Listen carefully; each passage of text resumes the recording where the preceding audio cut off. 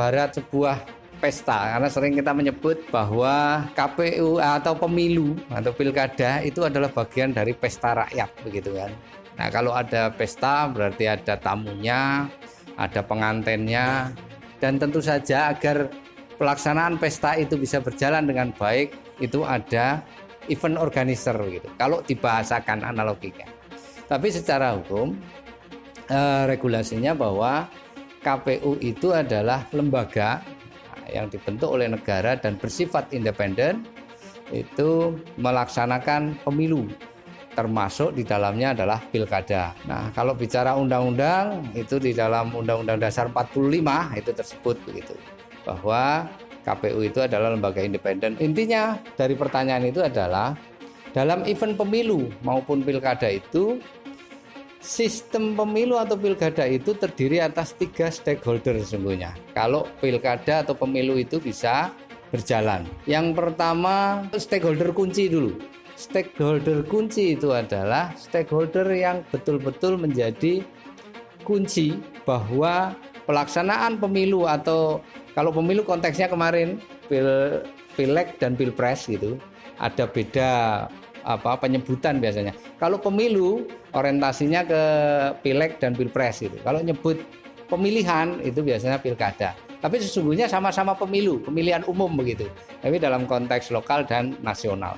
Stakeholder kunci ini adalah stakeholder yang di mana sesungguhnya dia atau stakeholder ini menjadi pokok bahwa pemilu atau pilkada itu menjadi berjalan lancar atau tidak.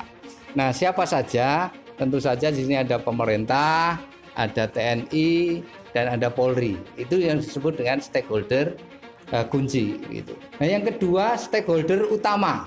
Jadi stakeholder utama itu terdiri dari dalam sistem pemilu yang sifatnya sudah penyelenggaraan, itu tentu saja ada yang dipilih, ada yang memilih, dan ada yang bagian agar itu bisa diselenggarakan.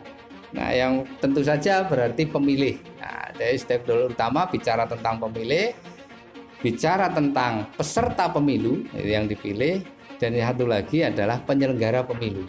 Jadi dalam undang-undang pemilu, penyelenggara pemilu itu adalah dari DKPP, nah, Dewan Kehormatan Penyelenggara Pemilu. Nah, mudah-mudahan tidak asing semua ini ya. Mudah-mudah begini mestinya lebih luas. Ada DKPP, yang kedua ada KPU, Komisi Pemilihan Umum, dan yang ketiga ada Bawaslu, Badan Pengawas Pemilu. Nah, itu stakeholder utama. Kemudian ada yang ketiga adalah stakeholder pendukung. Jadi ada stakeholder kunci, stakeholder utama, dan stakeholder pendukung. Stakeholder pendukung ini terdiri dari seluruh bagian masyarakat.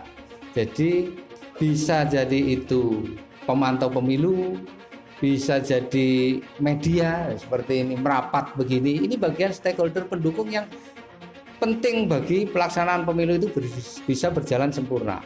Terus bisa jadi tokoh masyarakat, ormas, LSM, dan sebagainya. Nah, 3 stakeholder ini harus berjalan secara sinergi, bersamaan. Dalam konteks misal penyelenggaraan pemilu itu ada pendanaan dan semuanya, kemudian pendanaan ini bisa dijalankan dengan baik dan terhindar dari kekacauan, keamanan, dan semuanya, maka stakeholder kunci inilah yang menjadi ruangnya. Nah, di sana TNI Polri dalam konteks keamanannya, dan tentu saja mewajibkan stakeholder kunci ini untuk netral, itu kan, karena pada stakeholder ini bukan pada ranah penyelenggaraan, tetapi pada, kalau lebih tepatnya begitu, pemiliknya lah. Nah, sesungguhnya yang punya hajat itu bukan KPU, yang punya hajat adalah stakeholder kunci ini. Pemerintah tentu saja konteks pendanaan ya dari pemerintah. Pemilu nasional kemarin didanai, kemudian dalam pelaksanaannya pun terawasi gitu, dalam penggunaan dananya dan semuanya itu oleh pemerintah stakeholder. Nah, ketika stakeholder utama disitulah pada tahap penyelenggaraannya. Jadi bahwa KPU menyelenggarakan sesuai dengan perundangan yang berlaku, Bawaslu mengawasi bagaimana jalannya penyelenggaraannya, dan DKPP ini mengawasi bagaimana kode etik para penyelenggara pemilu itu bisa berjalan sesuai regulasi. Nah, sedangkan pendukung ini tentu saja membackup semua pemantau pemilu, ormas, dan semuanya secara bersama-sama menjadikan pemilu itu menjadi berkualitas begitu. Nah, inilah yang disebut dengan pemilu yang paripurna sesungguhnya. 3 stakeholder itu bisa secara sinergis bersama. Demikian Mas.